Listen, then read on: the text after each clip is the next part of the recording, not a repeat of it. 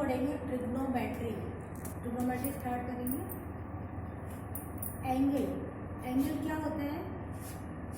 ये हमारी कोई स्ट्रेट लाइन है, this line is moving, initial position इसकी ये है, थोड़े समय बाद आकर ये लाइन ओपी पोजीशन पर आ जाती है, तो इसकी इनिशियल पोजीशन से जो एंगल बनता है दैट इज थीटा।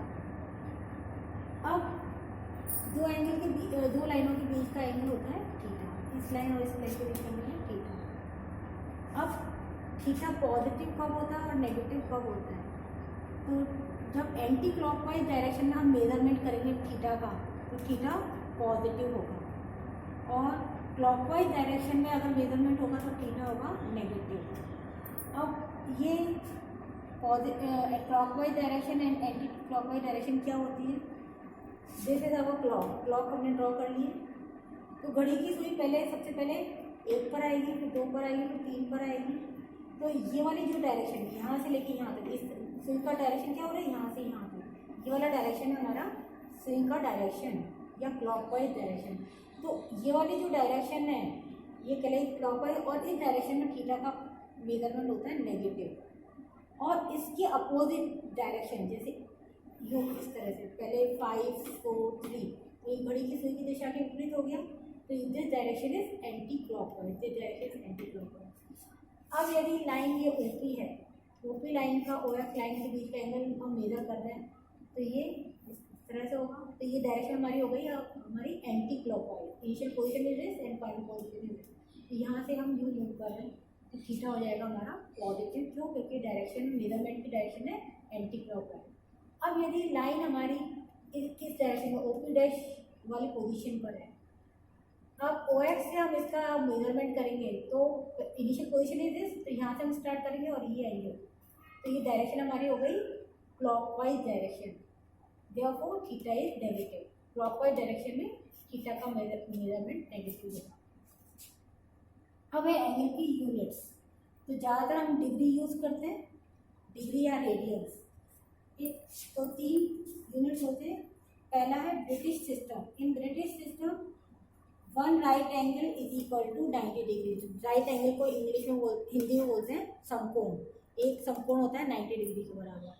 इसी तरह से 1 डिग्री इज इक्वल टू होता है 60 मिनट्स के बराबर, एंड 1 मिनट होता है 60 सेकेंड के बराबर। दूसरा सिस्टम है फ्रेंच सिस्टम। फ्रेंच सिस्टम में 1 राइट एंगल यानी एक समकोण होता है 100 ग्रेड के बराबर। इसी तरह से 1 ग्रेड होता है 100 French minute, and 1 French minute होता है 100 फ्रेंच सेकेंड। तो ज़्यादातर हम ये वाले सिस्टम यूज़ नहीं करते हैं, हम ब्रिटिश सिस्टम यूज़ करते हैं एंड सर्कुलर सिस्टम। और हम पढ़ रहे हैं सर्कुलर सिस्टम। सर्कुलर सिस्टम में एंगल होता है length of arc upon radius. इस समय जो एंगल मेजर होगा वो रेडियन में मेजर होगा।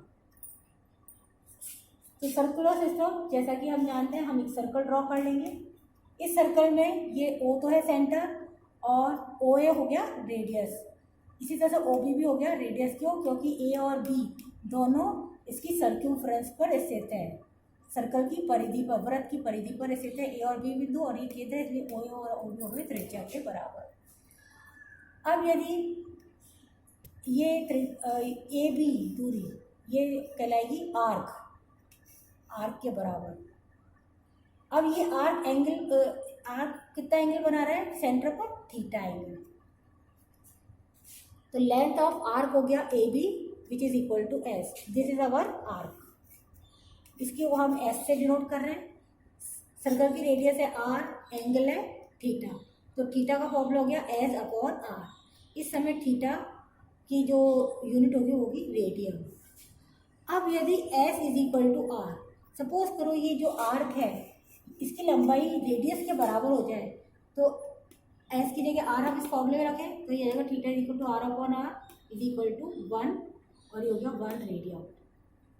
तो जब हम 1 रेडियन की डेफिनेशन इस तरह से दे सकते हैं कि वह कोण जो जब ये आर्क हमारी त्रिज्या के बराबर हो जाती है, रेडियस के बराबर हो जाती है, तो जो सेंटर पे एंगल बनेगा वो होगा 1 रेडियन के बराबर। नाउ रिलेशन बिटवीन 3 सिस्टम, तो ये होता है d upon 90 degree, g upon 100 degree, 2r upon pi. d stand for degree, g stand for grade and r stand for radian. अब ज़्यादातर हम इन दो सिस्टम को काम में लेते हैं, तो डिग्री को और रेडियन को अगर हमें कन्वर्ट करना हो तो हम इसको और इसकी इक्वेट कर देंगे। इन दोनों को हमने इक्वेट कर दिया तो इससे हमारा ये वाला रिलेशन निकल गया। तो अगर हमारे पास रेडियन है और हमें डिग्री में कन्वर्ट करना है तो उसको 180 अपॉन पाई से गुणा कर देंगे। तो 1 रेडियन इज इक्वल टू हो गया 2 अपॉन पाई इंटू 90 डिग्री। अब एक क्वेश्चन है, find in degree the angle subtended at the centre of circle of radius 25 centimetre bye an arc of 11 centimetre. तो यहाँ पर हमें आर्क की लंबाई दे रखी है 11 सेंटीमीटर, सर्कल की रेडियस दे रखी है 25 सेंटीमीटर। तो इसका मतलब आर तो दे रखा है हमें 25 सेंटीमीटर और एस दे रखा है 11 सेंटीमीटर और थीटा निकालना है। तो थीटा का फॉर्मूला ये वाला है, हम पहले ही बता चुके हैं। इसके अंदर हम वैल्यूज पुटअप करेंगे तो थीटा इज इक्वल टू हो जाएगा 11 अपॉन 25। यहाँ पर थीटा जो है हमारा ये रेडियन में आया है। अगर हम इसको डिग्री में कन्वर्ट करेंगे तो इसको 180 अपॉन पाई से गुणा करना पड़ेगा। तो ये डिग्री में कन्वर्ट हो गया। पाई की वैल्यू रख दो 22 अपॉन 5 या 22/5, 22/7, सॉरी 22/7 वैल्यूज पुट कर देंगे। सिंप्लीफाई करेंगे तो ये आ जाएगा। इसको और सिंप्लीफाई करेंगे तो आ जाएगा 25 1/5 डिग्री। तो इसको हम 25 डिग्री एंड 1/5 डिग्री और ये फ्रैक्शन में आ गया। इसको हम मिनट में कन्वर्ट करेंगे।